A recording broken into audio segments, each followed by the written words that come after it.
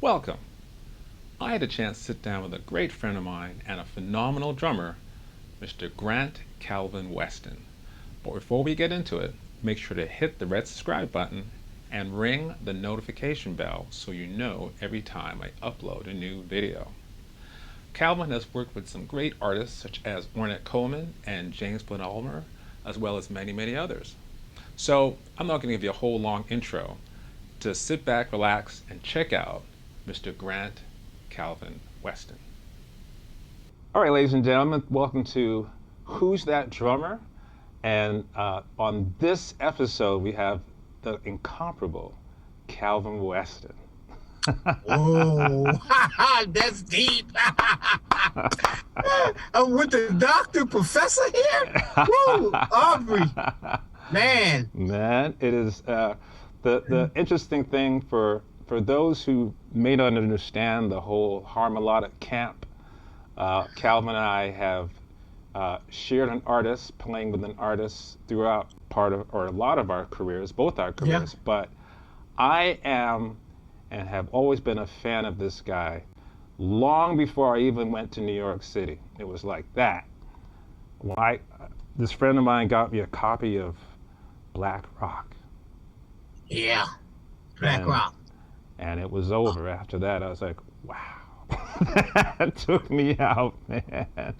So, hey, Aubrey, it took me out too. Yeah. Well, we're going to get to it. We're going to talk about, because I know that there are stories. I know there are stories. Yeah.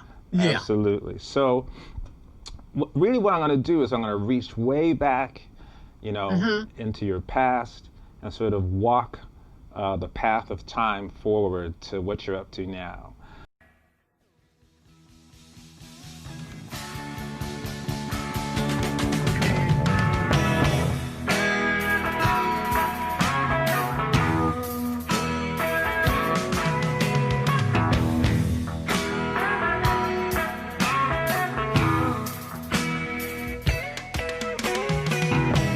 You are from one of my favorite cities in the United States, Philadelphia. That town has great memories for me. I have some family there, and I played a lot of gigs there, and some of my best friends are from there. Oh, yeah. So, Yeah. So you were born there, and, tell me about the neighborhood that you grew up in, and what was it, if anything, that influenced you to become a musician? Okay, Aubrey, it kind of like started when I was like 6 or 7 years old. Okay. I used to walk around the neighborhood and beat on people's cars. I mean, really, on my block, I was to beat on their cars and, up and down the street, all up and down the street, and they were like, the neighbor would be like, Cal, stop beating on my car. I'm going to tell your dad, tell your mom, Right. So I kind of felt the rhythm thing happening there, so I'm like, okay. Then I went on and played football or whatever, spin a top or whatever. And then, I went over to my cousin's house for Christmas, and he had this sparkling, beautiful red drum set sitting there he had got for Christmas. And I was like, oh, first of all, the colors and the sparkles just got me. Right. I'm like, oh, man. And we sitting down there and we playing the racing car game. He had an electric racing car game, and okay. And so he got on the drums, and he just started just beating, Just no random. kind of, Right. yeah, just, Nothing. yeah, Yeah. just, and I was like, I actually said to him, I said, you know what, you can't play the drums. You don't know how to play no drums. Give me those You know? sticks. Yeah, exactly. Exactly. Give me those. Give me those sticks. Let me play. Right. And then he said, you can't play no drum. The same thing he told me. I said, you know what? They had one of them record players, the stereo with the record player inside. I said, put this song on right here. Put this record on. I bet you I can play that record. And the record was Marvin Gaye. Okay. I heard it through the grapevine. Oh man. See, there you go. Boom, boom, boom, boom, boom, boom, boom, boom. Right. And I know what the bass drum was because I used to beat on people's cars like this. You And I said, get well, that got to be the right. foot. Right. That's And the great. song came on, and I started playing it. And I think he got a little upset with me. Because you jumped right on it like that, right? Yeah, I think he got upset with me and took the sticks from me. So I said, okay, I'll just play with the racer car game. Okay. But, and that's where it kind of started from there. And as I grew up, my uncle, his name was Albert, God rest his soul. He used to always be in my grandma's house in his room, and I always heard music coming from his room. And I would just stand and listen to the door. I used to listen to all these jazz records, right? And so one day I went to his room, and he was telling me about these records and stuff. And he asked me, he said, have you ever been up to the Uptown Theater? I said, no. He said, I'm going to take you to a show up there. Huh. So he took me to a matinee show where this was where the Motown Review used to come through. Okay. Yeah. Smokey Robinson, the Jackson 5, Little Stevie Wonder, the Supremes, all of them. Martha Reed and the Vandellas, all of them used to come through there, and he took me to a show. And in the middle of the stage sat the drummer. Okay. Now, back then, Aubrey, they didn't know nothing about putting a rug down and putting the drums on a rug so the bass drum wouldn't slide. Right. So this drummer, they would tie a string around the lugs of the bass drum and then tie it around a stool. The stool, right. The triangle. Right? Yeah, the triangle. That's what it was. Yeah. But the thing that got me was that this drummer was kicking it so hard, the drums would shake. Right. Like this, they would shake. And I was like fascinated. I said, oh my goodness, he is kicking it. Yeah. From there, that's where it just went from there. And that's it. That pulled you in. That finished you off. It. Yeah. That was it. Yeah, man. And that power, right? The first time, that's what I remember. The first time I saw someone play well, I just couldn't believe the power. I mean, I couldn't believe it. I could feel it in my chest. Oh yeah. Right? Yeah, I mean. Get right through your whole body, live. Yeah, just right hitting there. you. Yeah. Just hitting you. And plus the sound. Back then, plus they didn't use bottom heads or the front of the bass drum head, but so it was wide open. Stuff. Yeah. And hey man, it was like, okay, I like that. So it just began there. Sign me up, right? Sign me up. I'm there. So like that's when you were a little kid. That's when I was. Sorry? That's when I was little. I was like anywhere from the age of 7 to 10, 11. Right. So when you got into like your preteen years, did you have any teachers or like influential drummers that said, all right, here's how you hold the sticks, here's like anyone take you under their wing? It was this one guy that was used to be affiliated with a girl on the street that I lived on. Mm-hmm. His name was Smitty, and he was really into jazz, and he would always be sitting on the step with a practice pad and some sticks. Oh, okay. And I would be like, "Hey, I play drums too." I was about 13, Right. something like that, and he said, "Yeah, well, let me show you some stuff." He said, "This is a practice pad, first of all, because I didn't have one. I didn't know what a practice pad was." So he would sit down there and he would play double stroke rolls and singles and paradiddles and stuff like that. And he would show me, he would show it to me. But the thing is that I wasn't interested in paradiddles and right, so right. I wanted to play the drums, Like the drum actually play the set. drum. Right. Yeah.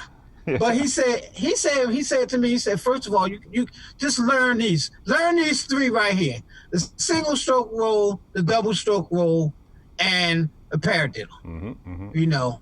He said from there you can go to the 3-stroke roll, the 5-stroke roll, 7-stroke roll, 9, et cetera, et cetera. So on, right. And after I started doing those, then he started showing me like swing patterns, because he took me over his house and he had a drum set over Ah, okay. there. Yeah. And he just started showing me. So I would say, yeah, I did have a teacher showing me that kind of technical stuff. But I wanted to get into beats, the beat stuff, Right. So that's I did have a teacher showing me that. But as far as beating, learning beats and stuff like that, I actually listening to records. Just listening to records. That's so important. And listening to records. No matter how formal an education somebody gets, nothing will beat listening and trying to play what you hear. Exactly. Like just, oh, what's that? Let me see if I can play that. You right? Right. No matter what you do, no matter how much stuff you absorb in any institution, that is the most important thing. That and seeing people play. Yes. Right. That's why I always, on stage playing, if I can't see somebody, I'll be like, "Yo, let me move away. I want to look at you. I want to see. I want to see your emotion, your action, how you doing stuff. I wanted to see it. Right. So, right. Yeah. That was it. So, now, did you do anything in school, like any bands in school, in high school or anything like that? Or is it mostly bands on your own outside of school? Yeah. At that time? Yeah, well, the thing was, I was in, at 16, at 16 years old, I was in a band called Bad Influence. But before that, in high school, well, this was when I was in high school, but in high school, I went to a school called Simon Gratz High. Okay. And a friend of mine was in the music program, and he said, "Calvin, why don't you try to get in the music program there and stuff?" So I said, "Okay, let me try get in the music program." But they wouldn't let me in the music program. I was like, "Okay, well." Really? Yeah, I'm like, well, matter of fact, the guy that was in our band was in the music program, the guitar player. Right. And I was like, well, you know what? If they ain't gonna let me in the music program, I'm gonna transfer to another school. Oh, so it was like that. You're like, I said, protest. I said, I'm transferred to another school. Okay. And the school I transferred to was a school called Ben Franklin, which was all boys. Okay. All boys. Now, people were saying, "Man, you want to go to an all boys school?" I know, that sounds stressful. Yeah, you want to go to an all-boys school and it's out of really out of your neighborhood? Wow. I said, yeah. I said, I'm going in to see if I can get the music program. I ain't thinking about nothing else. Right. So they let me in the music program. They let me in. So, so Aubrey, the thing is about that is that now the band that I was in at that time, we was pretty popular known around the neighborhood. Okay. Because we was pretty good. We're playing Earth, Wind and Fire, KC and the Sunshine Band, the Average White Band, stuff like that. We were pretty good. And when I went in there, some of the other drummers that was in other bands that know our band, it was like, Calvin's coming. Right. Yeah, Calvin Weston is in our class. Calvin Weston in our class. Right. And I'm like, daggone, these guys know how to read. And I didn't know nothing, you know. Right. I didn't know how to read a note. I didn't know what a 16th note was, a quarter note, a 30 none of that stuff. You know. Right. Of course I was playing it, but I didn't know what it was. You just use your ear, right. Yeah, I was just using my ear, and so I had to learn how to read drum rhythms. And you know what I did? I sat in between two of the best readers in the class. You know? Right. And I would be in the middle and they would be writing stuff and I would be peeking, cheating. Yeah, okay, go. How do you play that? He said, you play that like this. I said, okay, what's that roll right there? That's a non-stroke roll. I said, beautiful. Oh, okay, cool. You know, it was written and stuff. And I'll go with him and I asked Joe, his name was Joe Hardy. Okay. Joe Hardy said, yeah, Calvin, play it like this. So, okay, cool. So we had a drum ensemble. First snare drum, second snare drum, bass drum, and I think it was timbali or something with the multiple drums. Right, you know. So we were rehearsing for a competition against other schools. But you know what, Aubrey? I didn't make it. Oh, no. I didn't make the competition. Oh, man. I didn't. You know why I didn't make the competition? What happened? Because at that time I was 17 years old and I joined Ornette Coleman's prom time. I didn't make it. Man, the competition came around and that was in New York. Boom. And that was that. Never look back. So we're definitely going to go up on Ornette. So I don't want to jump ahead. Okay, we're not going to jump ahead. So many amazing. Like Philadelphia is famous for so many reasons, but one of those reasons is that some of the best musicians in history have come from Philadelphia, and you have played with many of them. One that comes to mind is Jamaluddin Tacuma. Who? Now, and there's a bunch of others. There's Cornell Rochester. Yeah. Oh, Gerald Beasley. I mean, it just keeps coming, right? Yeah. It just keeps Charlie coming. Ellaby. I mean, you know, it just. It's there. I mean, John Coltrane. I mean, yeah. You know, Rashid Ali. Rashid, our brother of brothers, right?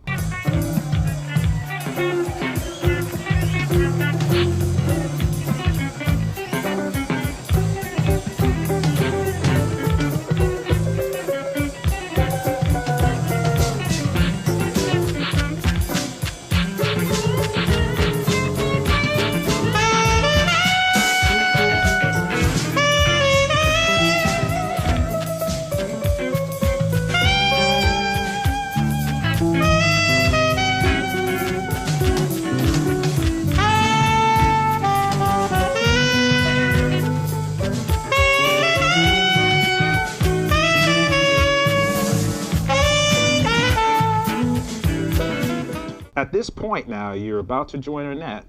was it because of associating with some of those people, or like, how did that come about? Was it about just being part of that crew and people knowing of you, or did something else fantastical happen? No. Okay. Well, you know, Charlie Ellaby lives 2 blocks from where I live. Oh, okay. He still do. Oh, okay. All right. He still do. I'll go to his house sometime, holler at him, yo, Charlie, yo, whatever. Uh-huh. But still, going back a little bit, when I was in high school, I had a group with Charlie Ellaby also. You know, okay. and Charlie knew of me, and Jamal Dean, he knew of me because Jamal Dean used to walk around in Philadelphia with his Muslim garb on. Of course. It was selling incense and oils with a Rickenbacker bass with a string tied around his back, not a guitar strap, not a guitar strap, a string tied around with a brown Rickenbacker bass, and he walked around selling his oils, and I didn't know who he was, but I knew Charlie, right? You know, right. So Charlie had mentioned to me, because him and Ornette him and Jamal been with Ornette for years, you know. Okay. So I didn't know Ornette. So Charlie said, Ornette Coleman is looking for another drummer. I said, yeah. I mean, who's Ornette? Right. So number one, who's Ornette? That's the first thing. First thing, who is Ornette Coleman? Oh man. You know, and you're like a kid. You're like 16, 17 years old, right? Yeah. I didn't know Ornette. Goodness. I never heard his music. I never heard nothing. Nothing. You know, nothing. Right. So I said, okay. And I have never been to New York. Oh, that's another thing. Like, yeah, you're still just around the block, just Philly, really, right? Yeah. Like all your gigs were in Philly. Everything I did was always in Philly. It wasn't in New Jersey. It wasn't in Delaware. It was always in Philly at that time. You know, that's where I was doing everything. So Charlie took me to New York. Wow, amazing. And I want to wait for your next question before I continue. Okay. Because this is crazy. It sounds like we are totally in sync, because we are on to Ornette Coleman now. For those who don't understand Ornette Coleman, he has a very, very deep and stellar past in music history, not just jazz. Ornette started to get popular long before most people were aware of him. We're talking going back into the late 40s into the early 50s. Wow. And if you hear music of that time, it was very straightforward the way he played. But his insight into music harmony and the way that melody worked inside music harmony was so great that he was able to create his own theoretical system. Yeah. That at first glance kind of makes your ear perk up. And as you start to have it wash over you, it makes more and more sense what's happening, right? So the amazing thing that gets me, because I look at some of those old recordings of you playing with Ornette, and I know why he chose you, because it fits so essentially so perfectly. But before I get into it, you sort of alluded to how you got the gig with him, but what was it like your first, you walk in the door or first rehearsal, you're with Charlie probably, right?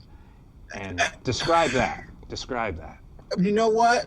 You know, Aubrey, first time in New York, going to a rehearsal with Charlie, took me up there, and when I walked in, they were already playing, and I'm like, what is this? I'm like, to myself, I'm like, Right. what the?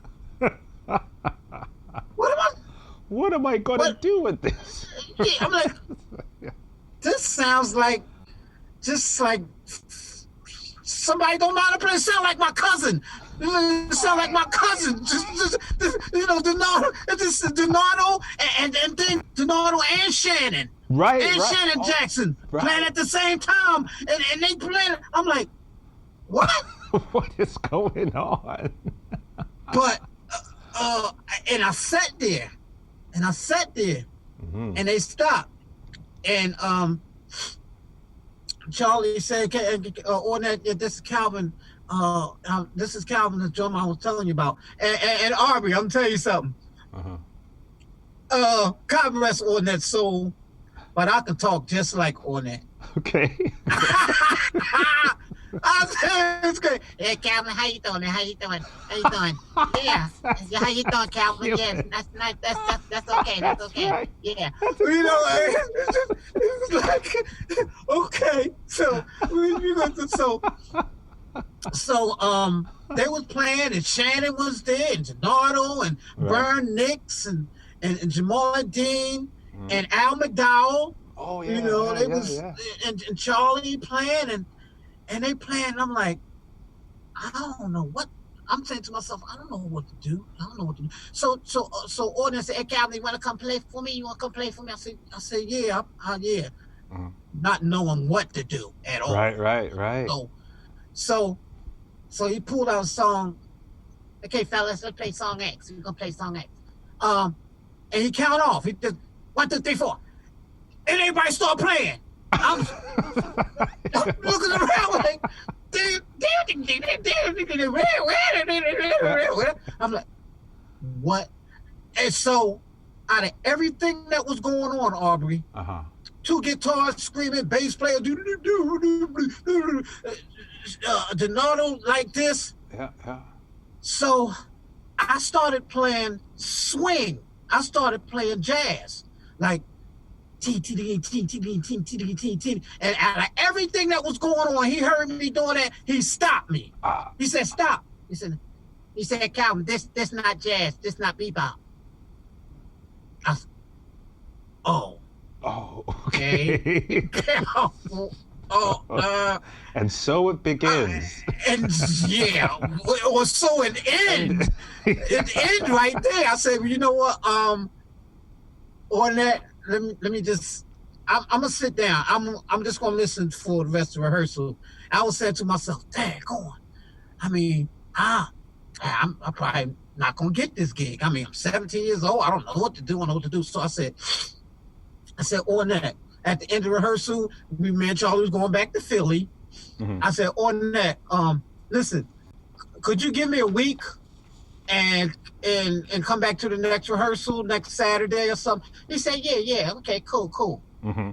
Aubrey, you know what I did was he gave me a list of tunes a list of his tunes. Right. And I was like saying, well, what I'm gonna do with them to myself. So I went home and I started listening to some of the outest, weirdest music that I could find at that time. Mm-hmm. And my friend gave me 3 Mahavishnu Orchestra records. Had you heard Mahavishnu before that? No. Oh, okay. No. Right. I know. Interesting. So I had this little record player with the 2 speakers on the side that folds up. Mm-hmm. You know, it folds up. You can click it down and the turn comes down. Mm-hmm. And I put these Mahavishnu records on. And I literally stayed up and fell asleep with the records playing and all that. So I said, okay, this sounds really weird. Birds of Fire, all this stuff, all that stuff. I said, okay, what I'm going to do is, besides Song X, I'm going to put Birds of Fire.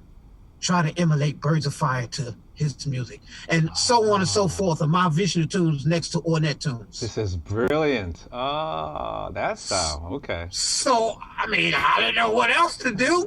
No, So when I thinking went on your feet, though, brother. That's like, whoa. yeah. I mean, so when I went back to the rehearsal, whatever tune he called, I had a Mahavishnu tune written next to it. And when he counted off, I just started trying to emulate the Mahavishnu stuff that Billy Cobham or Narada Michael Walden was playing on these things. Right. And when I stopped, he said, "Oh, Calvin, that's good. I like that. That's good." I'm like, "What?" What? He liked what? That's incredible. All while he was playing his tunes, I was playing a Mahavishnu tune. That is so, like, that is really brilliant, man. I had no idea. I was just like, hold it. And you're like 17 years old. Like, you're like, yeah, I was remarkable. Like 17. So I'm exactly 17. You know, I only played with Ornette for a few years. You know, did those records with him, toured with him and stuff like that. But I come to find out is that Ornette, he actually wanted you to play and improvise and be creative around the melody that he was playing. Yeah. You know, absolutely. along with the rhythm. And that's what I come to find out, that play melody on drums, you know? Right. And while keeping some rhythmic feel happening. Yeah. So it's like you have to split your brain into two. In a sense, you know? You have to think of the melody and then think of the rhythm and put the melody and the rhythm together. Play it forward, play it backwards, split it up between the front and the back of the melody and between. And that's what he wanted. But he wanted you to be creative with it, you know? And so at all times, whether whether the melody is not played straightforward, it's always played. Right. By everybody in the group at some point, at all points. You know, so, and that's when I said, you know what? Donardo is a bad cat. See, because that's the way he did. Ornette ain't teach him nothing. Ornette just let him go ahead and just play. You know, and Shannon, the same way. Hey man, those guys taught me a lot. So at that time, you were playing through like 3 drummers at that time? No, see, Shannon, I was taking Shannon's place because that's when Shannon got more involved with his group, the Dakota Society. Right, he started to push his own thing. Yeah, right. Yeah. Well, I wish I could have had Shannon on one of these. Who's that drummer? That'd have been something, but unfortunately he passed some years ago. So I encourage everybody to check out the Decoding Society. Ronald Shannon Jackson. You're gonna run up on a very famous guitar player named Vernon Reed. He used to play with that band. So check it out. You know what, Shannon?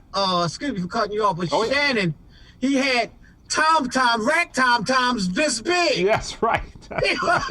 His rack tom-toms was 16 to 18 inch. Yeah. You know, like, whoa. And he would play like ride cymbal patterns on those toms. That was like, what? Yeah. Yes.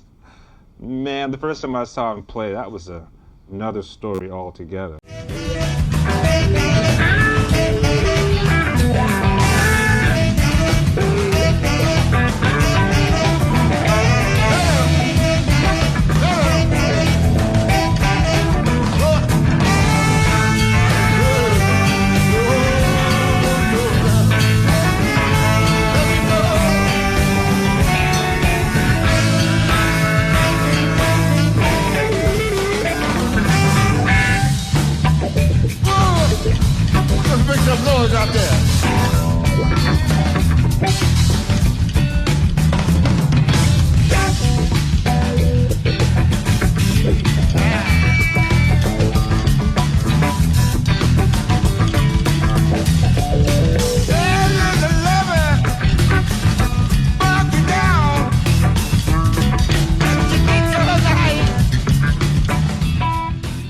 it's interesting that you mentioned this concept of having to keep the melody front and center while keeping the rhythm going, because this leads me, as you said, you played with him for a short while, but now there's another gentleman, of course, you and I, he's like our brother, James Blood Ulmer. And Blood was with Shannon for years and years and years before that. Yeah. So was it, not Shannon, sorry, Ornette. So was it Ornette who pulled you on to Blood's thing, or was there another story that got you with down there? This is how this story went. Uh-huh. I was at a rehearsal with Ornette, and here come walking in Blood. Okay. I didn't know Blood. I didn't know him at all. Okay. Blood's at the rehearsal. This is towards the end of when I was, with Ornette. He was moving on to some other things at rehearsal. And here come Blood. And Blood asked Ornette, "Hey, who's that drummer? Who's the drummer you got?" He said, "Oh, that's Calvin." He said, "Yeah, okay."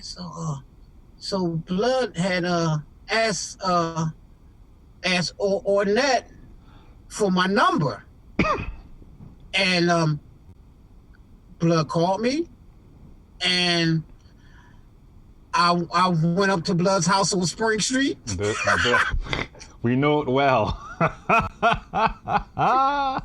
This is where this is some other stuff, man. It's and the thing is that and Blood called me, and that's when I actually really met Amin.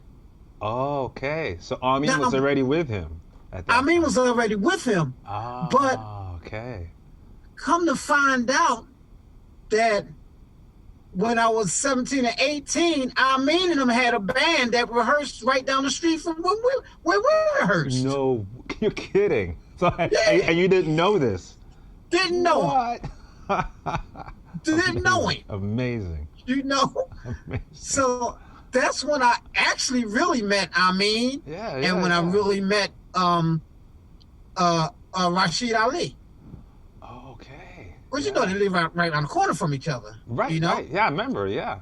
Yeah. So on Green. Rashid was on Green. Yeah. On Green yeah. Street. Yeah. Right. This is in around the corner. So this is in the in Soho, in Manhattan, and it's James Blood Ulmer lives. Maybe we shouldn't really tell people where he lives. But No, we don't think we want to do that. we don't want to do that. But he lives. Yeah. He's lived in Soho since, I guess, the early '70s, right? Yeah. Yeah, long before it is now, the way it is now, and Rashid too, both of them. Rashid too, because he had Ali's Ali. That's right. Yeah. Ali's Ali. The whole loft scene, right? Wow, it's interesting talking to another musician who knows exactly what I've been through. Hey Aubrey, but check this out.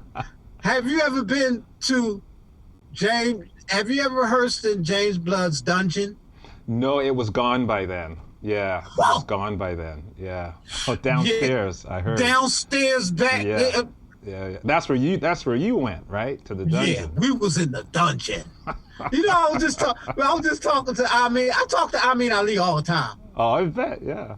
Yeah, we get on the phone, we laugh, we joke and everything. I'm gonna tell you. No. Ask me your next question, because I think I know where it's going at. Before I keep going, but you're right. Before I keep going, I should also mention that Amin Ali is definitely one of the world's best bass players, honestly. Yes, he is. And we're both fortunate to have played with him. Playing with Amin Ali is like driving in a Rolls Royce. Oh man. It's so easy and so smooth and secure. That's the word. Right? That's the word right there. Secure, because he's like an anchor on a ship. He anchors that groove down. Oh, locked. I mean, nothing's moving that. And it's not anchored in a stiff way. Like, it feels so good. It's so fat and thick, right? Yeah, and exactly. Any drummer fortunate enough to play with him is just that, fortunate. And on top of that, he's one of the nicest people you ever meet. Yeah. You know? Yeah. So I hope you see this. I mean, you got three of your brothers, you know right? what? I actually talked to him and told him about we was going to be talking. Oh, so good. That's I did tell him, you know, I couldn't hold it back no more. I couldn't hold it back. I said, yeah, okay. Don't wait till it come on. When it come on, when he do all this editing and everything, you'll see it, you know. I'll definitely let him know. So exactly where I'm going is so you're in rehearsing with Damu, and there's a record, I think it's the first record you played with him. And this sort of, Amin told me some stories about prepping for records, right? And I think the first one you did was Are You Glad to Meet America? Exactly. Right? Yes. And I don't think it would be an exaggeration to say that he worked you all to death getting ready for these records. He worked you all to the bone getting ready for this record. That was the dungeon. That was the dungeon. But you know what? Let me tell you how Damu, which is blood. Which is right. It's the Damu. Damu Misuwea, right? Damu Misuwea. How he, when I first went to play with him, to rehearse with him. Okay, this is how it went.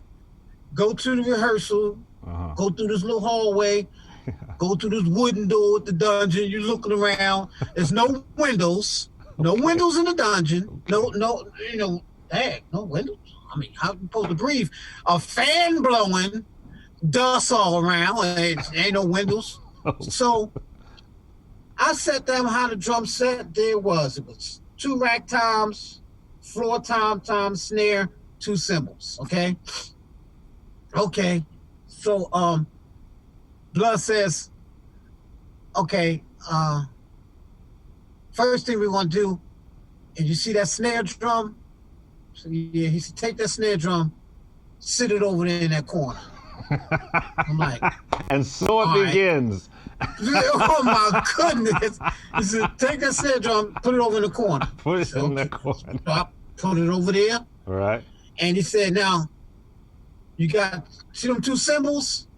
Take them 2 cymbals, sit it over there. And I'm saying, okay, to myself, now, what's going on here? What do you want me to do? He said, then you start hitting this E string. Oh, you know how you do that? Yeah.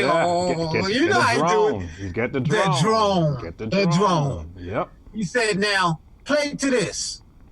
And I'm like, play to that. He said, yeah, try to see them toms, make them toms sound like this, and a rhythm pattern in the drum. So I start playing, you know, the toms and what I was hearing. He said, now that's a drone. Now I want you to act like that's hi-hat is your snare and accent on that. So he actually had me doing what, like you said, what Shannon does. Right. When he plays the drums. Yeah, he's playing the drums. Yeah.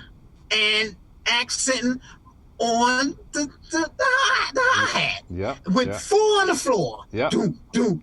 You know. I know. I know. And he would be playing, I would be playing the drum. And Amin would be thumping his thing out, and Blood would be hitting the chords and playing a melody. So once we got the drone thing down, he had me add the snare back. He said, now I want you to play the melody along with the drone, with accenting on the hi-hat. Yeah. So I I'm have like, been there. Yes. Yes. Because you know how we play those fast melodies, stuff like that. Yeah.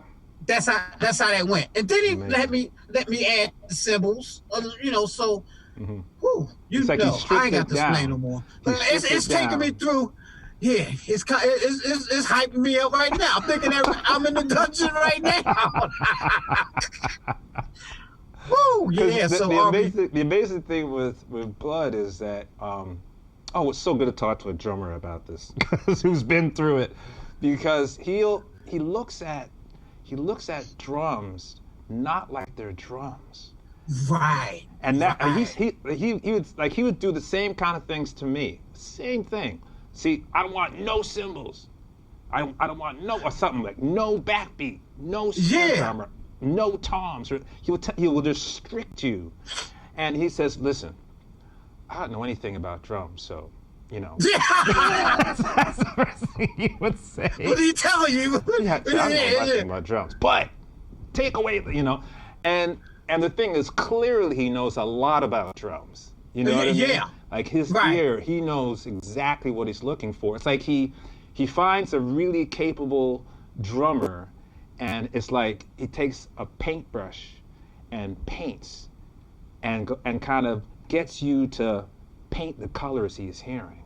Yeah. That's the way I Yeah. always thought about it. So But that's true. you know what I mean? So then it kind of made more sense to me. Like, I never told him this, but this is how I Yeah. imagined it in my head, was like, oh, I see. If I can just get these colors to sound the right way, then Yeah. it'll make sense for this concept. And with Blood, sometimes and you know for a fact he don't always play on the 1, Oh. 2, 3, 4. Oh, no. He would play around the time. Oh my goodness! It's like And he you goes- got to listen well to find out where he's at. Yeah. He Even plays when he's around it. singing, Yeah. even when he's singing, he go where he want to go. It won't have nothing to do with what time and you playing. Right. So But the thing about it is when he does that, it still locks though. it still locks for. Yeah, I don't. it'd be I like, only. Amin said that too. He says, people try to play like Blood. He's heard like people try to sing like, especially the guitar. yeah. Like you can't really do that. No, you can't. I mean, no one can do. That's rare. No. You cannot copy him. No, you can't. People try. But That's you his cannot. groove. You cannot copy that. And it's an then amazing when he thing. goes into different tunings, Right. turn it there, be like Right. he untuning his guitar, and he's playing, and it still sounds like it's in tune. Yeah, exactly. So Woo. on the Are You Glad to Be in America? Because that record had some really colorful playing. Also, like, had some real groove playing with horns. Yeah, And sometimes you were playing with Shannon. Sometimes you Yeah. were playing on your own, or he'd Yeah. play on his own. I mean, that's such an incredible record. How, like I was asking before, what was the process? Was it of getting that together, and how long did it take to put that together? that was on Rough Trade, record label. The process was actually, as all Blood's tunes is and a lot of other tunes built around the melody of it, but I really don't remember what process we used to do that. A long time ago. Yeah, and plus just listening to the tune. That record is over 20 years old. Oh, much older than that. Much older than I mean, yeah. We're I mean, pushing 35, 40. I mean, we're in 220 now. I don't know. It's like terrifying. goodness Lord, We're yeah. talking So 40. all I remember is we at the rehearsal, Shannon on one side, I'm on the other side. I mean, Billy Patterson, Billy Patterson. Yeah, Billy spaceman. Patterson, Olu Dawa, Julius Henfield, Alva Lake, Right? David uh, Murray, right? David Murray, Uh-huh. and we going through the motions of doing this record. But just just to have them there, and Shannon, and getting back to the anchor, he would anchor all that stuff down, whereas though it made our job pretty easy, for real. Just knowing, right. but knowing, just playing the melody with blood and getting the right tempos. Aubrey, is I could see it now in my mind, being in the dungeon with 9 people. Like, okay. Whoa, and you know what? Yeah. Next question, because I'm like, whoa, that was crazy. So a few years later, and I've heard this from a lot of people with Damu. You guys did Black Rock. Yeah. And that one, you were playing, as far as the drums situation, you were playing along with Cornell Rochester. Yes. Yeah. And now that one, it had more, like the music seemed to have, what's the word? It had a kind of funk basis to it, like more so than some of the others before that. But some at the same time, like the actual song Black Rock, what was do you remember what your thinking was going into that record? Because by that time you'd played with them for a while, and you kind of knew where Blood was coming from. Because some of the stuff is so beautifully orchestrated, not just with Cornell, but just the way you. Honestly, that's when I became like a fan. That's when I was like, man, the way this. Like I didn't know anything about you. You were just a guy on a record, on a name on a record. Man, that Calvin Weston, the way the way you approach the drum set, I could tell that you were coming, like at that time you sort of come into your sound. Am I right? Did you feel more comfortable at that time? I did feel more comfortable because I knew partly what Blood wanted. It's almost what Ornette wanted for me to also play melody and to play the drone. And by that time I had playing the cymbals and you kind of figured it out, the snare. Right? Yes. So basically my role was in that because Cornell Rochester is on that record, right? On Black Rock. So Blood basically wanted me to kind of hold down the funk and with the drone and played the melodies while Cornell would swing. Right. Cornell would swing, that. Yeah. And he just wanted me to play, actually, just like I said, the drone, couple bell hits on the cymbal and the back, and kind of the fills. Because I would use rototoms on that. I know. Also, beautiful. Yeah. I know. I had bought my rototoms up from Philly. Yeah. Oh. Love had 2 faces. Yeah. That's like what, man. That's right. And tell you the truth, I tell you what really inspired me on that record also, which I've been a fan of for years, but I really became a fan of Billy Cobham. Oh yeah. At that time, because let me tell you this story. I think this was when we was doing Black Rock's record. Okay. We had a gig at the Bottom Line. Oh, I know this story. Amin told me this story. Yeah. But for everybody else, go ahead. Man, I couldn't, man. So we at the Bottom Line, and all we knew is we had a gig. And the thing was, Aubrey, at that time, the white drums, some white Rogers or Ludwigs that Blood had. Yeah. And that big, heavy ST that amplifier, that Ampeg SVT. Yeah. And you know how Blood Steps is up at his house. Oh my God. We would have to take that stuff up and down those steps.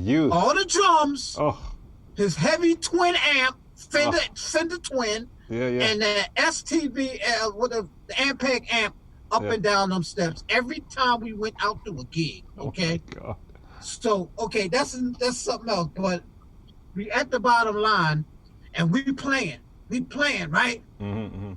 We playing, and I'm looking, in the back, and I see this guy like,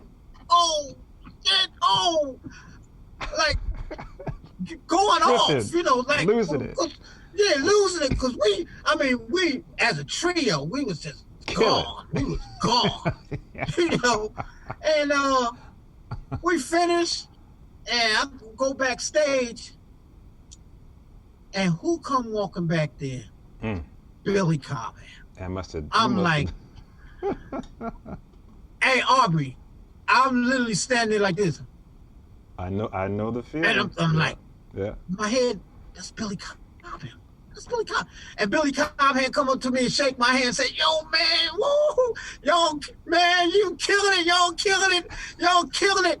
And he's shaking my hand, and I'm like, amazing. Like, wait a minute. Like, wait a minute. Do you know who you are? Right. Yeah, right. And the thing is, Aubrey, I didn't know we was opening up for him that night. Oh, that's good, actually. That way. Yeah, right. That's a good thing. That's what I said. I'm glad I didn't know, because I probably would have been like, you know what I mean? Didn't know we was opening up for him or nothing like that. Right. And that was like the highlight of my one of the highlights of my career, is like meeting Billy Cobham. And when we would go to the North Sea Jazz Festival or the Montreux Jazz Festival, Billy would be there, and we would rap and everything like that. And just last year, I went to see Billy, and I actually gave him a plaque. I had a plaque made for him, just for the appreciation and the influence he had on my drumming and all of us, stuff like that. Yeah. I mean, so many. I mean, and Billy's tell that same story every time to the rest of his bandmates. He'd be like, he's a little skinny little cat too. He's a little skinny. He was a little skinny guy. Yeah. He was tearing them drums up. Wow. I'll tell you about the same thing happened to me. I was playing with Hassan Hagmoon. They were opening up for Peter Gabriel. And at the time, I thought Manu Katché was playing with him, that's another story, because that was terrifying as well, because he's incredible. And we played in Israel, a place called Eilat. So I turned to my right after the gig, and Peter Gabriel comes up and says, great set. And that was shocking. But then, up behind him comes Billy Cobham. So like, my knees went like, you did not just see me play. That did not just happen. He was like, yo, man, that was real. Like, he was really into it, and I was. Yeah. But the thing is, I remembered the story from Amin. I go, oh, right. By the way, I just saw Amin Ali a couple of weeks ago. And he went, what? Because of that story. He says, wait a minute, was Calvin with him? It was like, was Calvin with him? I was like, well, I don't know. No, he wasn't. We were doing something else. But man. And then it's almost like his eyes like you did something to him that night, brother. Listen, I don't know. I mean, you touched him this is years later. Okay. It was like, was Calvin? Know that? Yeah.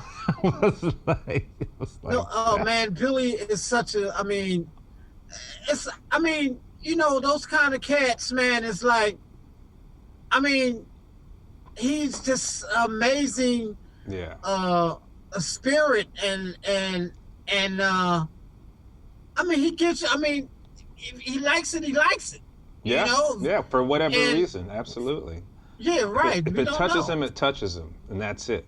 And, Yeah, and he's yeah. such a deep, he's obviously a historically incredible percussionist and drummer. Mm-hmm. But I'm a huge fan of his composition as well. Oh yeah. I mean, Yes. his composition. I don't know if it goes under the radar. I don't think so. But people always talk about his drumming His drumming. Yeah. way more. But his composition is so Oh, yeah. deep, and it Yes. always has been. Going Always back has to his earliest records, it's like, man, the stuff that he writes is phenomenal, and it's interesting that it kind of seems to always take a second place to his drum set playing. To his drum set. Yeah. Yeah. Yeah. Which is, I mean, I can see why, because the drumming Oh, is yeah. mind blowing. Exactly. I mean, it's just mind blowing. Like Narada said, Yeah. Billy single stroke rolls. Yeah. I mean, he Forget can't it. do it. He can't. Yeah, he said he can't do them single stroke rolls. And like and Billy is. trust me, Narada's got chops. Like his, Yes. oh man, But his he hands said, are I can't. incredible. Yeah, he said I can't do them single stroke rolls like Billy. So I just do my double stroke rolls. Right. And it's still not as fast as Billy's. But oh man, But man, Billy is Narada's incredible. another story. Okay, now Yeah. that the two of us got lost in Billy Cobham. we sure did. We gotta get going. So,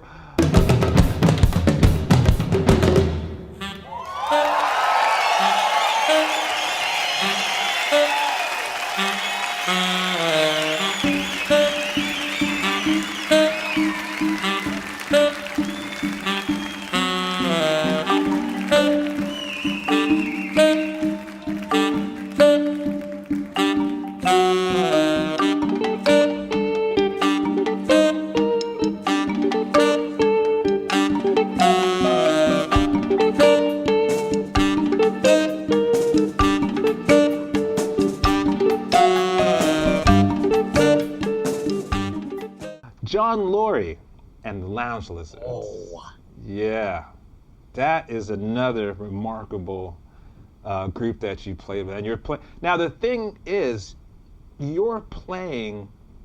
Or I guess the question is, well, A, how did you find yourself meeting him? Was it an offshoot of your work with Blood, or was there some other entry point to him? the entry point with him was that he called Ornette. Once again back to Ornette. Okay. Yeah. Okay, Yeah. John okay, Laurie okay. called Ornette Right. and right. asked about Al McDowell and myself.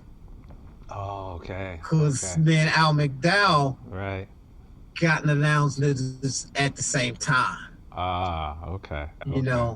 So, and he said, yeah, he called Ornette and asked about, how's like their attitudes and getting along with other musicians and, Right.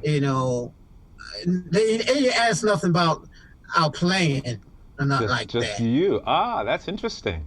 Yeah, he asked nothing Yeah. about our playing because the truth of the matter is that Anton Fear, Yeah. the drummer with the Lounge Lizards, and Dougie Bound, Uh-huh. they were excellent drummers. Yeah, they yeah. excellent drummers with the Lounge Lizards. And when I went to audition with the Lounge Lizards, Mm-hmm. I didn't go straight in the door. I listened. I was at the door like this, Okay. listening. I was listening to, because he was auditioning drummers. And the drummer he had back there that was playing Uh-huh. was killing. Okay. It was killing. I was like, oh, well, here I go again. yeah. Right. I said, I might as well just go ahead and just do what I do because that drummer, man, was killing it. Yeah. And Okay. when I heard him, I said, dang. I actually thought I was listening to a record. I thought he had the tape on, showing somebody something. Yeah. That's how good it sounds. Oh, you know. man. So Yeah. I walked in and this drummer back there, I mean, kicking. I said, "Hey, Aubrey," I'm to myself, well, let me go do what I do and then going back home. Just go home, you know? right? Yeah, Like, whatever. Yeah, because this cat is wrecking it. It sounded great, you know. Yeah. So I went and played, and Al was there, and we played, and you know, and then the other drummer went home, and I stayed, and he said, "Yeah, can you come back to rehearsal next week?" No. Yeah. Like, okay. Like, okay. All right. Okay. So that's how that went. So much different than Ornette, Right. and Blood. That's what I was coming to next. I mean, just your state of mind in that band is very different. Yes, because it was play this beat. This is the beat that you play. Yeah. And you play this for 16 bars. Yeah. And then you play this. Right. It's more through composed. Yeah. Yes. Yeah. Yes. So does that bring you back to like your R&B days in Philly? Like, did you feel more like that? It wasn't that music. It wasn't that music. But it's more that state of mind, though, wouldn't you? It's more, because you had to actually remember at 16 bars, you stop playing that and then you play this. And then you go back to, Right. You know, you know, I had to like kind of write little notes down. Yeah. And really listen, because it was, I mean, you can always listen anyway, but when it comes down to something like that, you have to really listen, because it's a cue that the trumpet player would play in order to get into the next section. Right. So, you know, you got to, and then we had a cello player, and James Scarfantoni. Yep. So when James played this, then you switch to the rim of the drums and play click, click, click, click, click, click, click, click, click, click, or whatever. Right. So that was really, you know, it was more compositional, you know, just like you said. Yeah, I mean, and I find your playing in that particularly remarkable, because so much of what I heard was like stuff with James Bud Ulmer, you know. And then at some point I bumped into the Lounge Lodge, and I was like, that's Calvin. Wow. What a difference a day makes, huh? It was like, it was a little shocking, quite frankly, but so great at the same time. You know. Cool. Thank you. Yeah, man. Yeah. John Laurie had so many different musicians in the group. Different guitar players, switching up. Always the same horns, though. Right. You know, and his core, brother. Right? Yeah. Yeah. So, actually, like really playing with horn players, because it kind of lays me back some, because you actually have to, you know, this is that circle, you know, and you actually just playing inside of that circle of those horns, the melody. Right. So so everything was like, play this that time, play this at that time. All right. Right here, you stop. Right. Don't play for another 8 bars. Right. Then you got to come in here with this. Right. Yeah. So also another great percussionist and drummer played with you, Billy Martin, at some point during all that. Yeah. I mean. Yeah. Before he became Billy Martin. Yes. So to speak. Of Medeski, Martin, and Wood, right? Just so everyone knows. That he was mostly. Did he play drums at all as well, or just percussion? No, just percussion. Just percussion. Just percussions. Yeah. As Billy and I, you know, we did a record, over 30 years ago, called Percussion Duets. Oh wow! Okay. A percussion duets, just all percussions and drums. And we did it in a factory in Brooklyn in the dead of winter. Oh, jeez. Where it was no heat. Oh, good morning.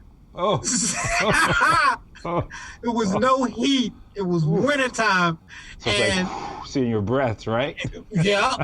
After we turned, we had a heater in there, but we couldn't record while the heater was blowing. So turn the heater off, and we start playing and record some stuff, and then we say, okay, let's turn the heater warm off up a little. Yeah, let's warm up a little bit.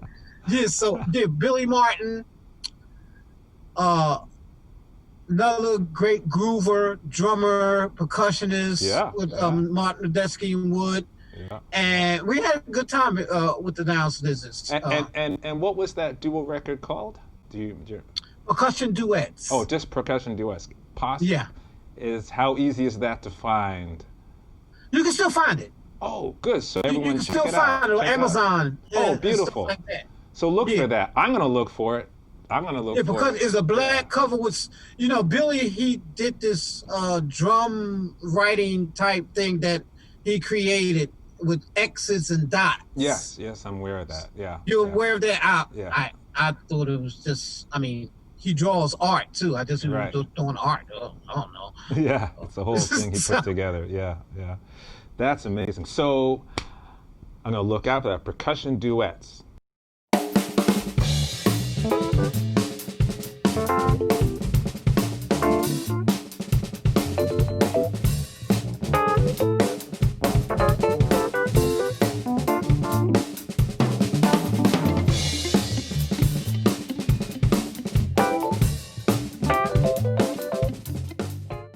I'm going to do one of my favorite parts of these interviews. Is I want to bring up a couple of videos and recordings so we can talk about them a little bit. Okay. All right. So let's take a look at this.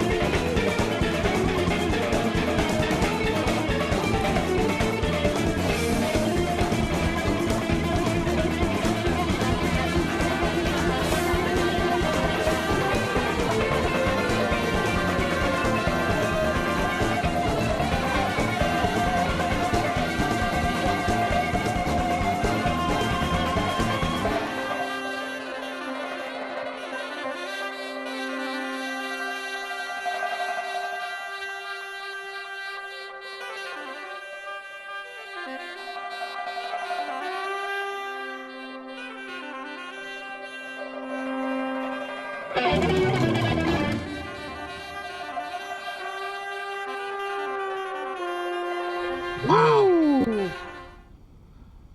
Yeah, wow. Yeah. Right. Yeah. Yeah. That's like you have to kind of sit down and recover from that. You have to recover from that. Yeah. I'm recovering now just by watching it, listening to it. Yeah. For real. That's Orrin Blowdown on bass. Right? That's Orrin Blowdown. Yeah. I actually had a chance to do some work with him, with this accordion player named Will Holzhauser. Okay. And, man, he's first of all, what a nice cat. Yeah, very pleasant. Very happy. And plays. I mean, plays. Yeah. Who's Brian Carrot? Right. On vibraphone marimba. Yeah. Another. I mean, all this cast is real nice. Nikki DeFazio, Stephen Bernstein, Michael Blake, James Scarfantoni. Yeah, I'll tell you, not only John Laurie is got me through like some of the arrangements, but mostly Stephen Bernstein. Oh, okay. got me through a lot of John Laurie arrangements because he was actually the one that wrote everything out. Ah, okay. For John. Okay. I'm glad I found that clip. It really describes what you mentioned before, how it only has the illusion of mayhem, but it's far from it. Just the way that it's like things were so locked when they happened.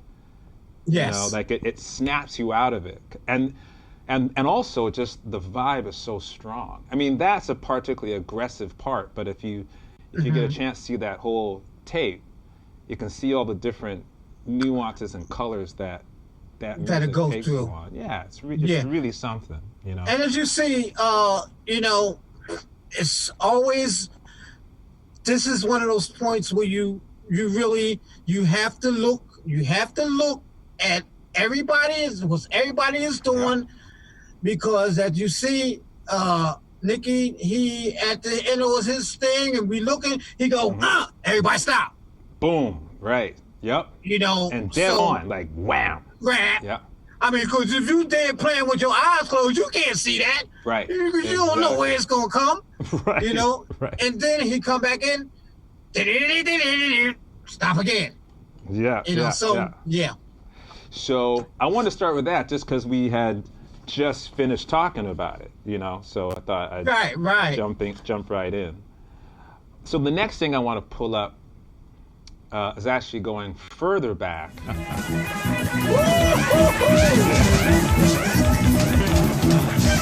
Oh, this is one of the first times.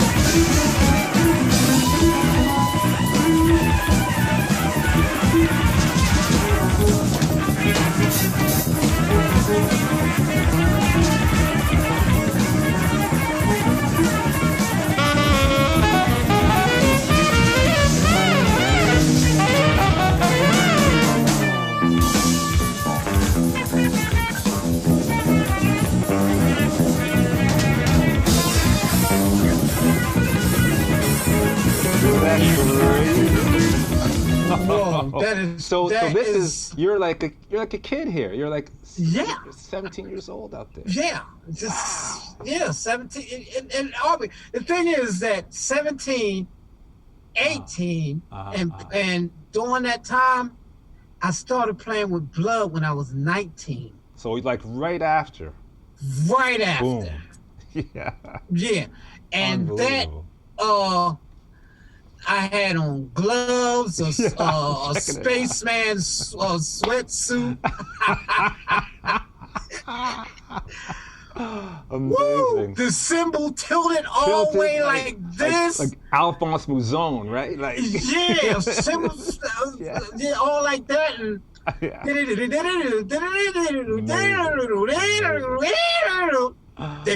oh yeah, so this is going to be on the record, okay? Okay. Man, listen. You are like an inspiration to me. What? Come on now.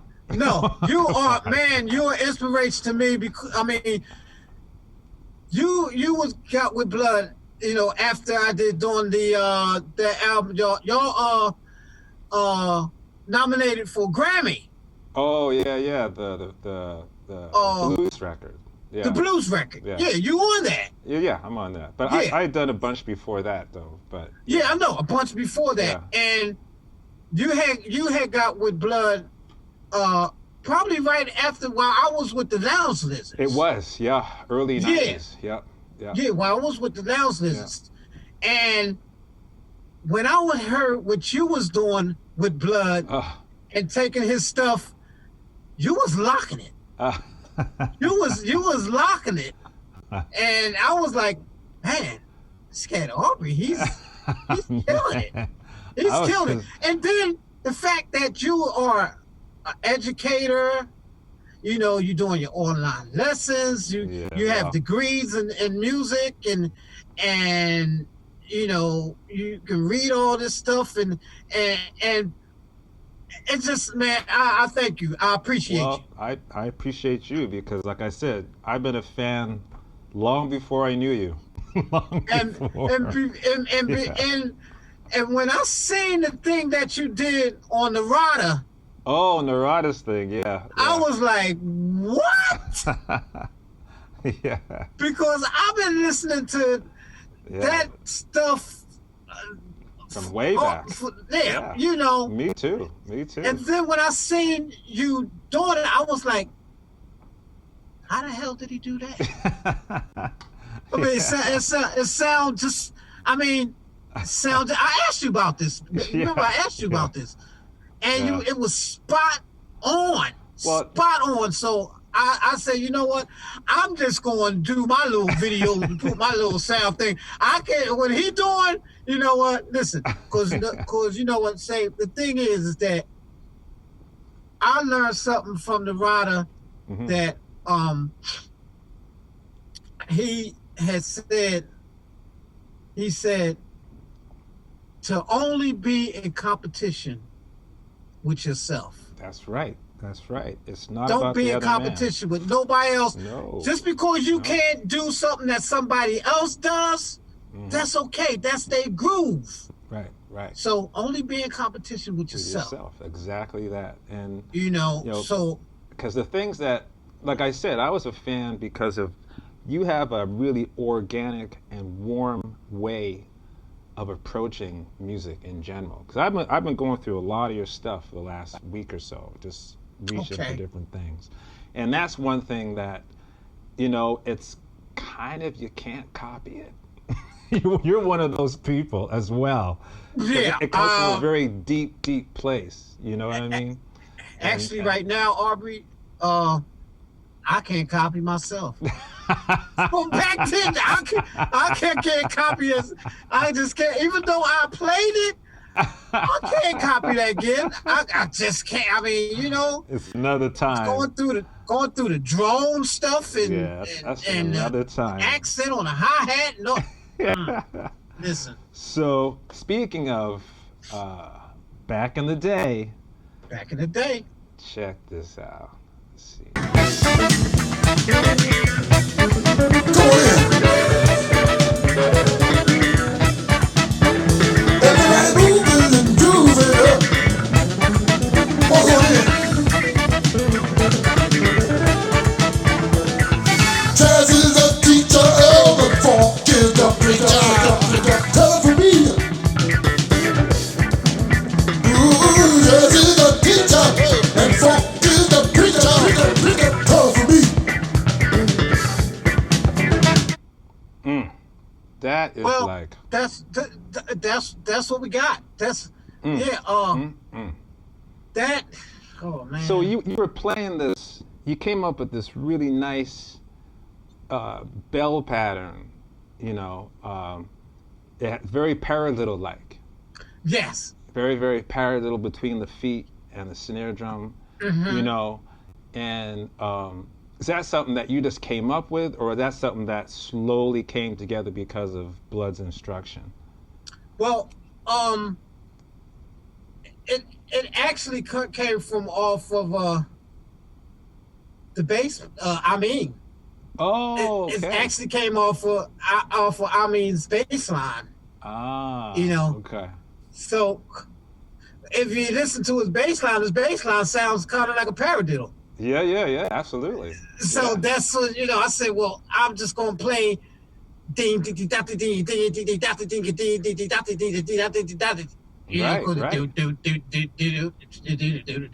ding ding like that. So I just it is a paradiddle actually, you know, kind of, you know, insinuated paradiddle. Right. So it's funky. That's for sure. Yeah, and then when you come off the bell, Tell her for me, I bring it back down on the hi-hat. Yeah, and you push it from down there. Yeah, and then come back up. Because actually that was like Blood's type thing. Go here, and then when you come into verse, then go here. Yeah, do the sock. Go back, yeah. So. Sock symbol, sock.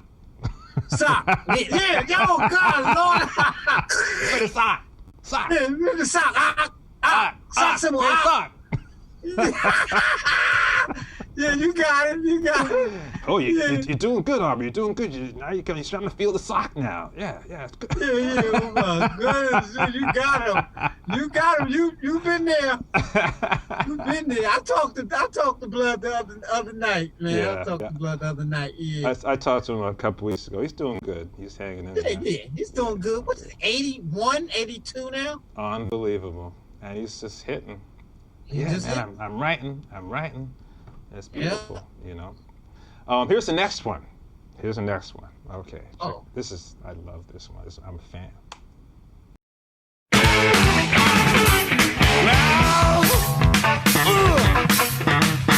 Put some soul in this house and let's turn this brother out.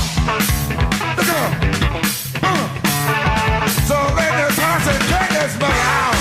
Yo, only you. I got something I want to tell you. And only you. I got something I want to tell you. Listen, I'm a lot of music. Going on, baby. Ooh, black music for your dirty bones. Look out. I'm a lot of music. Going on, baby.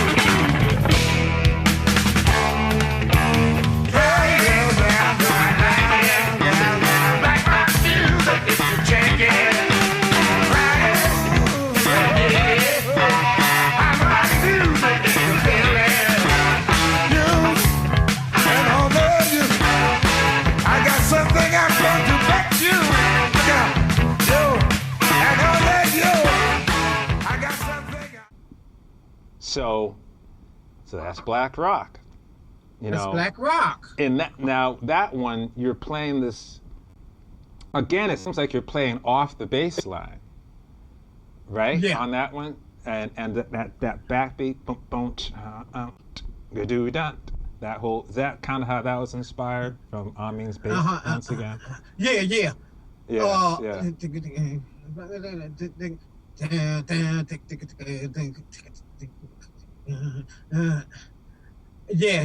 Playing off of the bass line. See, just had such that anchor, and Blood wanted, the stuff like that. Right. So, just like when you work with somebody, you try to accommodate and give them what they're asking for. Sure. So the thing that struck me with this one too is you play a lot more, like even more melody. Like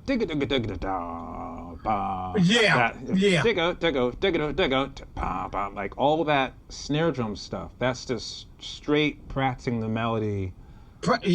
Over and over and over again. Mm-hmm. And because Blood at first, just like I'm quite sure you tell your students play things slowly first, and then build it up. Right. Blood had,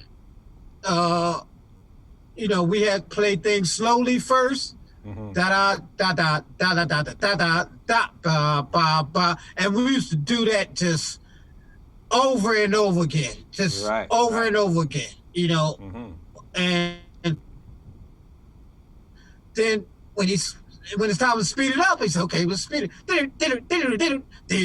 And sometimes he would play it faster than that back then. Okay, Now, back then, you can't play it that fast no more. So back then, But I loved playing that kind of melody, fast line, melodic stuff with him.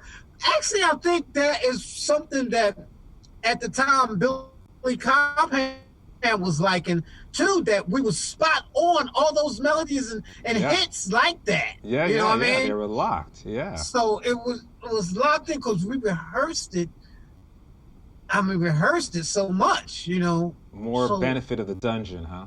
yeah, More the benefit dungeon. of the dungeon.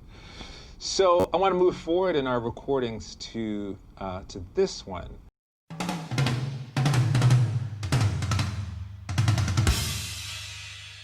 Poetry in motion.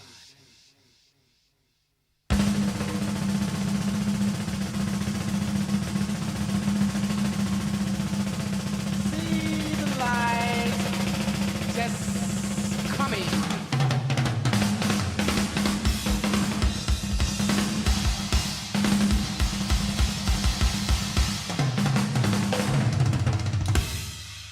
Just so far out of reach.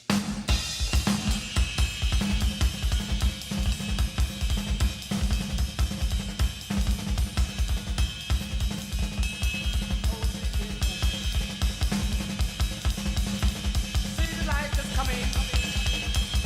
So far out of reach. So I have to tell you something. Look at me.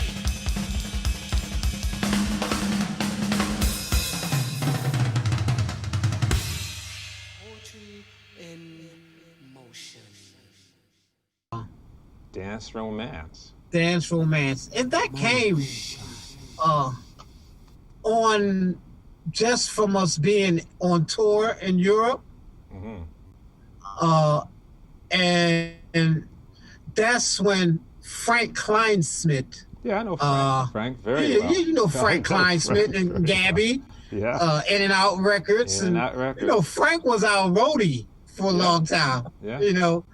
and he had got his thing together, and he was always saying, "Calvin, you want to do a record?" I said, "Yeah," so we did it while we was over there in Uh-huh. one day, Right. on a break or something, and we So- did that. One of the coolest things that you're doing some singing on that record. Yeah.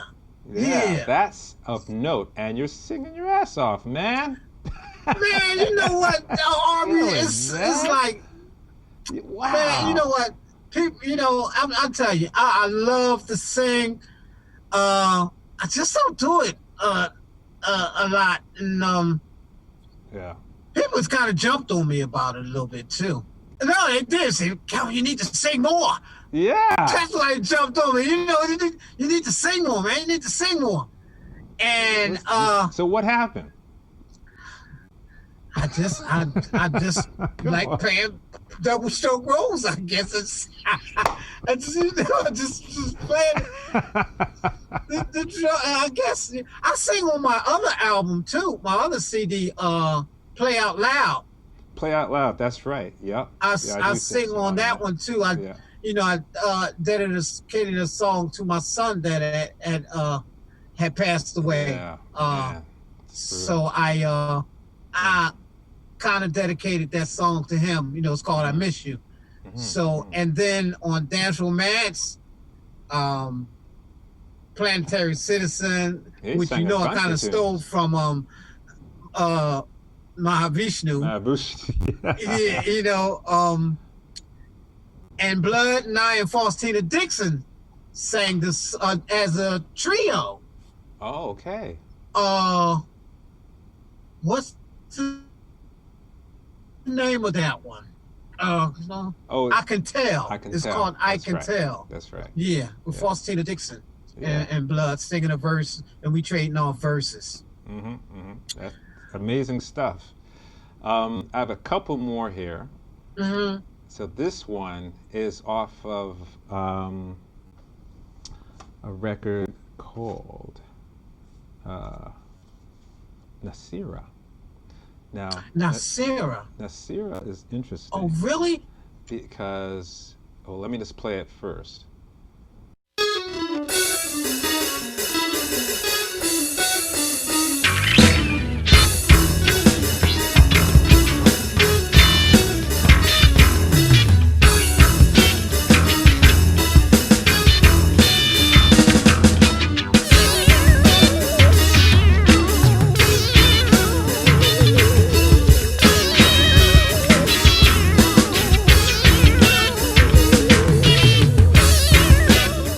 thing I'm really fascinated with is that you used electric drums on this.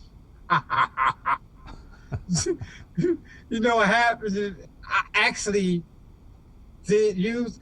I was I was going to California, and I took those files with me. It didn't have drums on it, so I went over to this guy's house named Weasel Walter. Okay. Some people call him Walter Weasel, but his real name is Weasel Walter. Okay. I went over to his house because we had a couple of gigs. He's a drummer also, plus he plays other instruments. And he had this electric drum kit there. And I had those files with me. Okay. So I said, well, since there's no drums on it, I'm going to put those electric drums on these files. Right. That's how that came about. Oh, okay. All right. Yeah, that's how that came about. But it was... then so you Billy Martin put it out. Oh, okay. It's on Billy Martin's label. All right. That's good. That's good. Because on the first 4 tracks, you did pretty much everything. Those are those files you had. Yeah. Except for that guitar. That's my friend of mine that is in Philly named Jeff Monjack. Oh, okay. And we did one of my first CDs called Big Tree. Mm-hmm. I had a CD called Big Tree on there. And he did that guitar line. I just took the guitar line and used it. Okay. All right. And the last one is more recent. This is from Dust and Ash. Oh. Yeah. Oh, yeah. So I was going to play a little bit of this.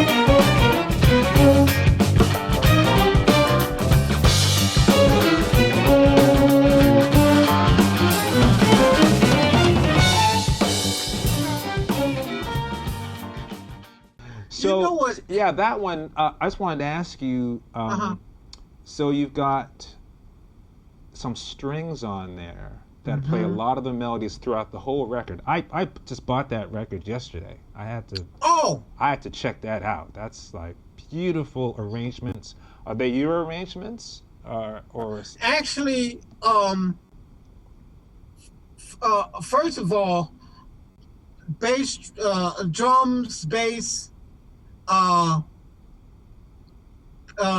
guitar and keyboards of every track is all improv. Wow. That's all improv. Okay.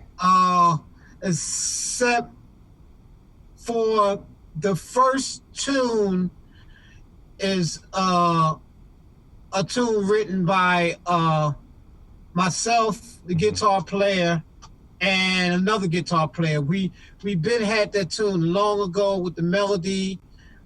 We just never recorded it. Oh man. So but every tune after that first one is all improv tracks. We just I just went up to the bass player in the studio and said, "Yo, play this line right here, okay?"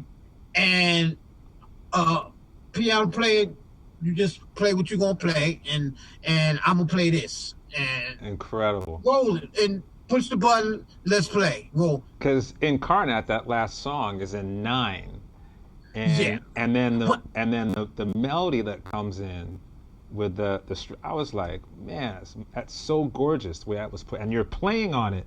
The way you play odd meters reminds me of Matt Vishnu. You know, now, Steve, there you go. See, because actually that whole record is kind of based on Mahavishnu Apocalypse record. Yeah. Apocalypse. Because it had its own thing. Yeah. But the vibe of it has that same thing. I was gonna bring it up, but I thought, let's see what you say. No, that's the vibe of it. Yeah. And all the string parts was written by the keyboard player David Dubinsky. Oh, okay. He wrote all the violin parts. Okay. He actually he wrote all the violin parts along with of course rehearsing with the violin and the cello and actually Mark Rebo gave me the idea because we use strings with the Young Philadelphians. Oh, okay. When we do it with the Young Philadelphians we do tribute to like Motown stuff. But in an out kind of, we would play Love TKO in a whole different kind of way. Okay. We improv, take it out, then bring it back in. Yeah. We do Love Roller Coaster. We take it out, roller coaster of love, and take it out somewhere. Jamal be playing a different line, running all over every place, and we take it out, and then we come back into tick, tick, tick, tick, tick, tick. Just take it out, in and out. Yeah. Amazing. But this Dusk and Ashes was actually, I got the idea of strings from Mark Rebo, but then it was, I was listening to the Apocalypse record so much with Nevada playing. I said, that's the vibe I wanted to be on. And man, you pulled it off, but in your way. Like it sounds like you. Yeah. You know what I mean? Yeah. Like it doesn't sound like that. It just has like little inspirations of it. Yeah. That's really it. I Just agree because that's where I was at. Man, that thing. So one thing to mention is, you're very prolific. You've put out a lot of records over the years, and it's worth everybody to dig deep. I was just touching the surface of what we heard today. You got to dig deep into Grant Calvin Weston's discography. There's a lot there. So I want to talk about 2 things that are happening. First of all, you have a project with a dear friend of mine as well. Yeah. With you, Jamal, and Mr. Vernon Reed.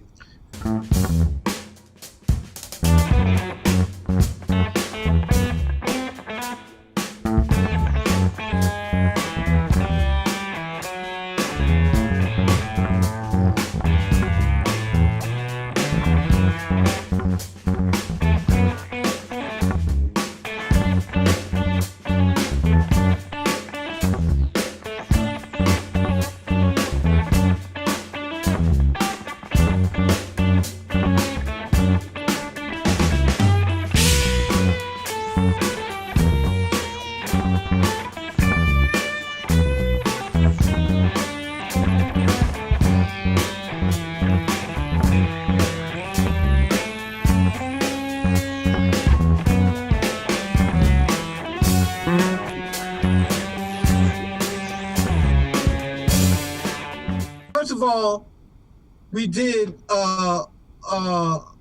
Urban Mythology. Right. With Vernon Reed, produced the first record. On Thirsty Ear. Right.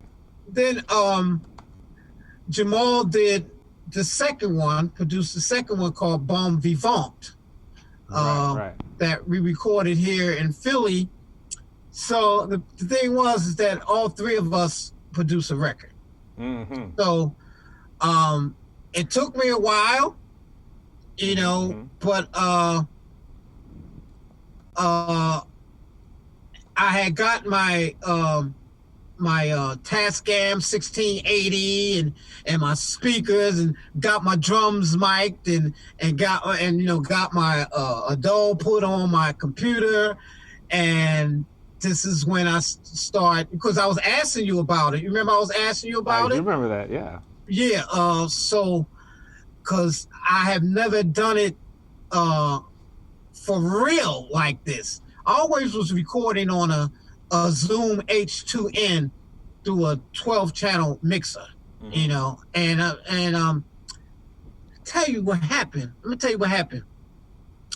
I seen Poogie Bell had the Lockdown recording series when this whole pandemic began, you know. John Zorn called me and said, "Yo, Calvin, the tour is canceled." Yeah. What? Yeah. Yeah. Europe is locked down. The studio session with John Medeski, you're not going to be able to do it. Not yet. We're not going to do it. So I'm like, man, I need to make some money. I need some finances. Right. You know, so I started watching Poogie and his Lockdown recording series thing where he said, I'm doing tracks for other people. If you want me to do drums on your tracks, you know, send me your track and stuff like blase, you know. So cool. I said, Dad, how can I do that? You know? So I kept watching them. So somebody said, you need to get an interface, which I didn't know what an interface was. Right. For real. I didn't know what an interface was. And you need to come through a DAW.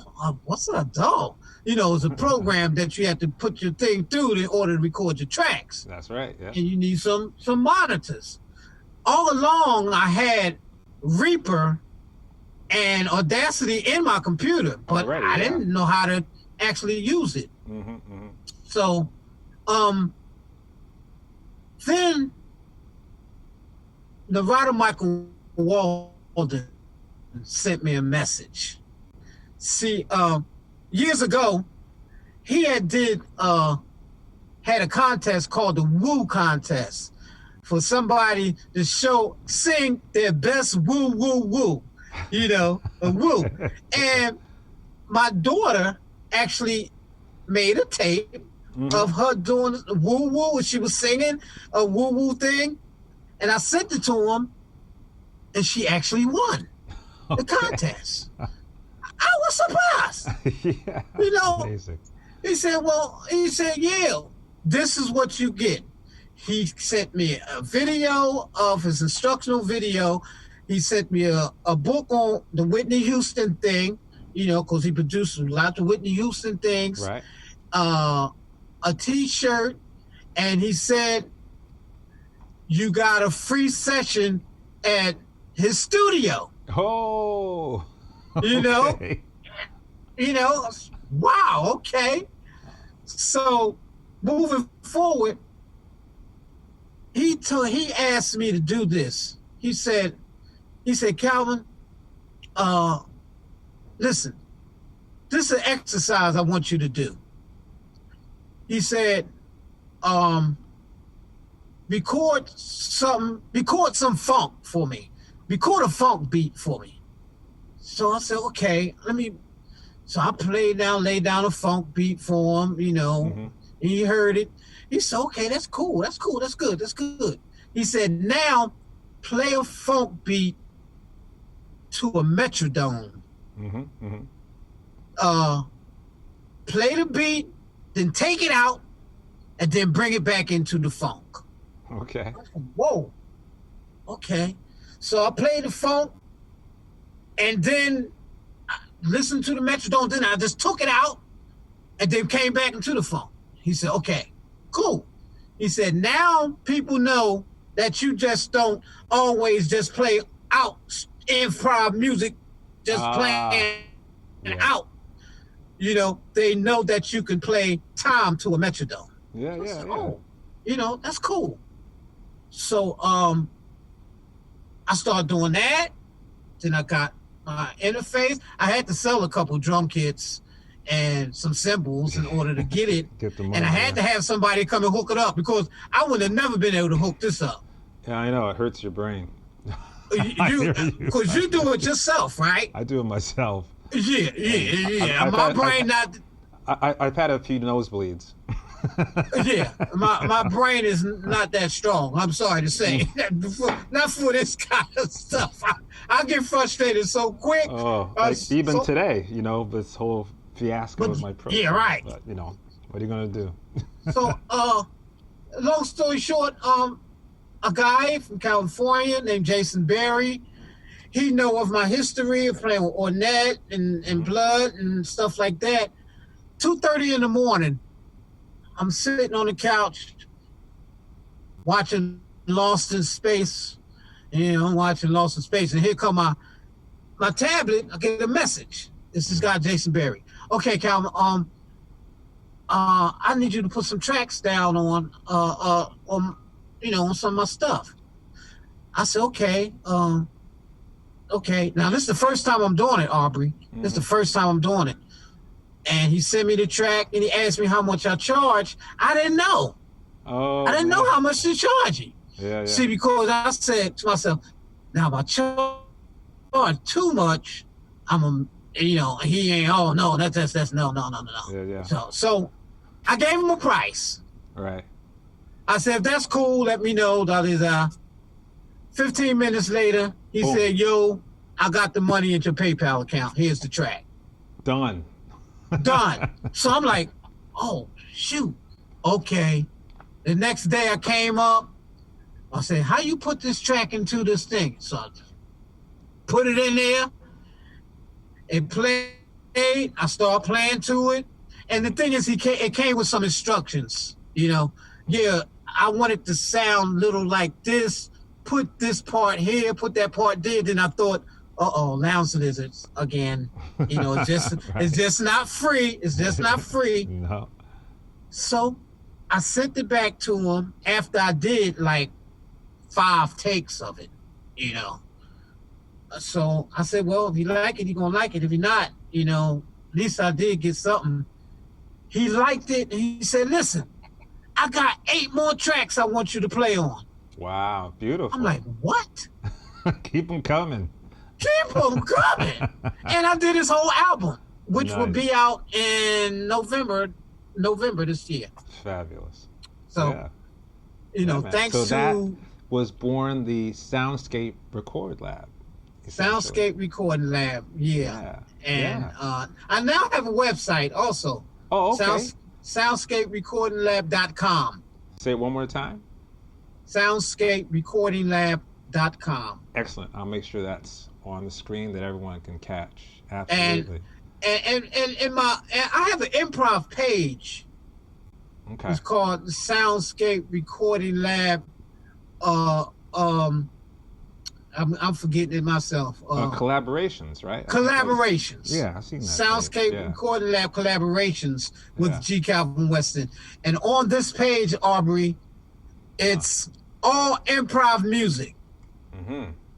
Whereas though I pick random musicians from Facebook. I just send them a message, say, yo, why don't you put something, send me a track or something, or I'll send you a track. This is when I was doing my two track from my Zoom H2. Okay. And the tracks was coming out pretty good. Mm-hmm, mm-hmm. And I just sent them to them, and they improv over it. And man, these cats was putting some stuff down on these tracks. Right. Amazing. Yeah. Couldn't believe it, man. Is that still open to people? Are still sending tracks to that site? Yeah. Okay. Well, what is a group of? See, what happens also with some of these tracks, like this guy, Paul Rogalski and Max Ridgway. Mm-hmm. We actually have a website for our music, and we have a CD out now. Oh, oh, beautiful. So Just from, and yeah. it's 2 CDs that's out just from a couple of the guys that I improv with on this page. So, Okay. you know, it's a couple dollars coming in somewhere, you know, to my Yeah, PayPal account. I might see $50, $75 in there. Oh, okay, cool. Look at that. Groceries. Hey, you don't Groceries. know? I'll take it. So, what about the Freeform Funky Freqs? Oh, we were talking about that, weren't we? But that's okay though. I liked where you went because we kind of flipped it, but this still works. Yeah. Freeform Funky Freqs. Okay, this is the third. Because you're doing another record soon, right? Yeah, I'm producing this one. This is the one that I'm producing. And since we can't go in the studio to do it, it's called Him from the Third Galaxy. Okay. Which kind of reminds you of something, right? Something from the past, yes. Yeah. Well, just think Something. Him from the Third Galaxy. From the Third Galaxy. And then the reason I named it that was because I'm here in my house on the 3rd floor. Okay. Okay. That's great. This is the third Galaxy. CD Right. from Freeform Funky Freqs. Right. Okay. So. And it's the third floor, third album. Yeah. Well, and the Galaxy. And the 3 of you. Right? And it's the 3 of us. It's the 3 of you. And it's 3 of us. Exactly. And the Galaxy is this room I'm in, and I'd be in here for like 9 hours a day. I know the feeling. You know, just like your room there, you know. So I'll be up here. Oh no. Freedom.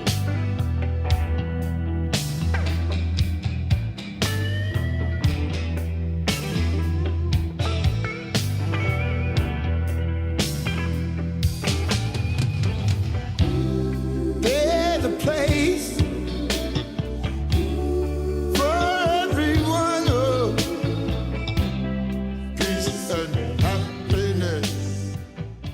So, aside from that, what else do you like post pandemic? What do you see for G. Calvin Weston? Let's say late next year. You know what I see? You know what I actually see? This pandemic, you know, I don't know if it had stuff that was canceled just like you did to 2021, 2022, for real. Like way down. Yeah, like way down. Shut down. Yeah. So what I would like to continue to do is to record on other people's tracks as I get my drum kit and my levels really good, nice and even, not tweaking or anything like that, and have people send me their tracks so I can record over. Of course, produce this next thing with Freeform Funky Freqs, and continue my improv page with other musicians to possibly do some CDs or records with them, just on that vibe of improv, you know. And I'm actually thinking right now the same thing that I've done with Nasira is doing a record with me just playing all the instruments. Doing another completely solo project. Yeah, completely solo. I mean, I bought a bass, I got a guitar. You brought a keyboard in today, right? Just today. There it is. Nice. Just bought a keyboard today, you know. So, and I sit up here and just create, man. Yeah. You know, just sit up here and create, and you know, it's more on improv type thing because improving is still writing music, even though you're not writing music on a piece of paper. Of course. You know. So I got these instruments. I play bass a little. I mean, not to be a virtuoso at it, just to know how it works, you know, and how stuff sounds. You asked me to play an E chord on the piano, I wouldn't know how to play a piano, but I know an E note on the bass where it's at. You know, so that's the future.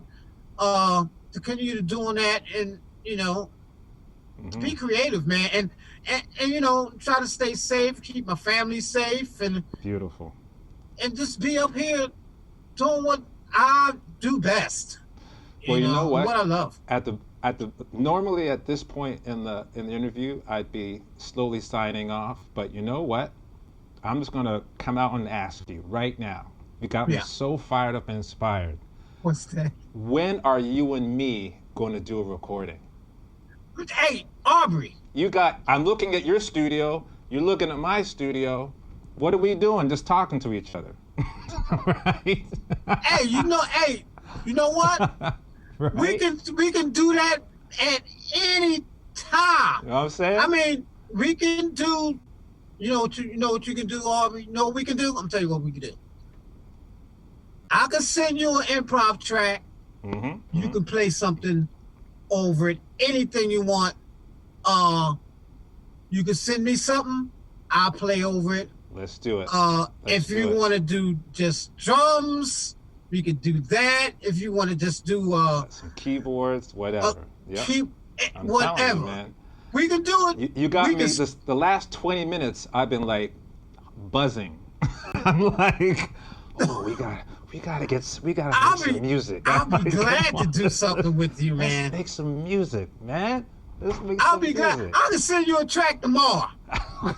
Matter of fact, when we get off the air, you know what? Let me see. Yeah.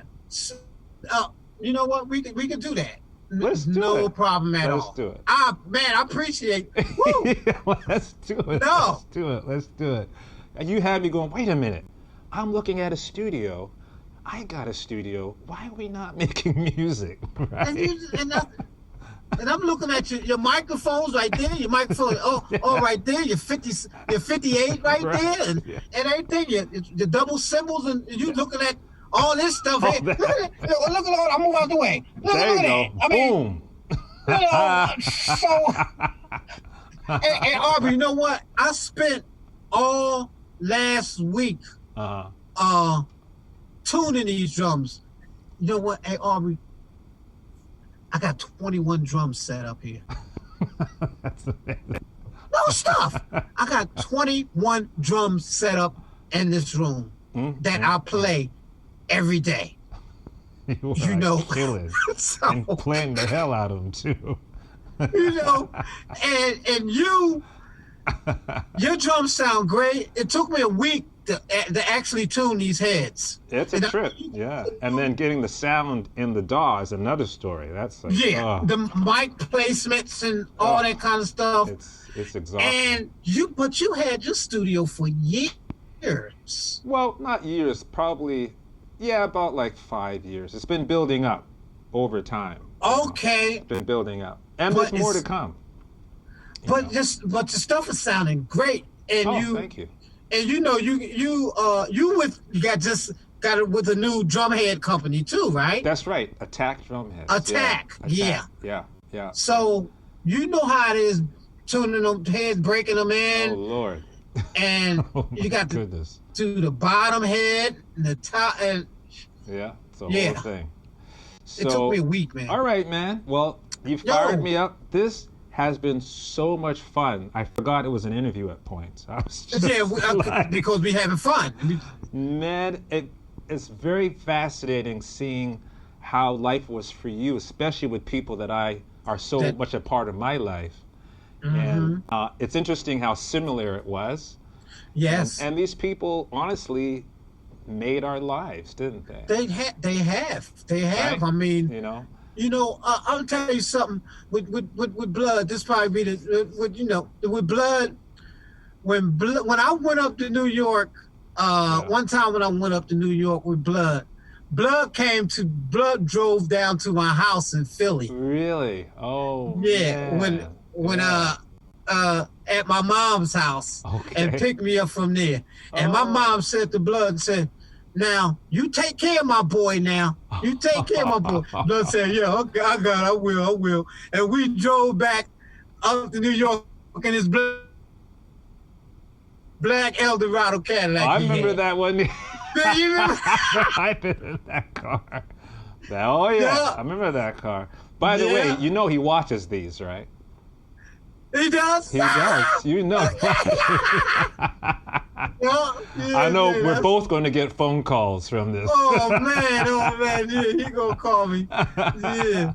So but, Calvin, it's been so great hanging with you, and you know, we've been friends for a long time, and it's amazing we're actually getting closer rather than going apart. Yes. And even though we can't see each other now, and again, I can't wait till the borders are down so we can be in the same room again. You know? Yeah, just like we did over in South Felden when we were in South Felden. Yeah. And in South Felden, that was unbelievable, that was man. Killing. And I actually heard a recording of that. It's on the internet somewhere. Get out! Yeah, I'll find it. I'll find it and send it to you. Did I hear a recording of that? Just recently, like I heard it about 2 months ago. I found it. I don't even know how I found it. Yeah. And it's like, it's like the board tape, you know, from South Felden. I think even mixed. Might even be mixed. Never heard it. Yeah, I was killing. Man.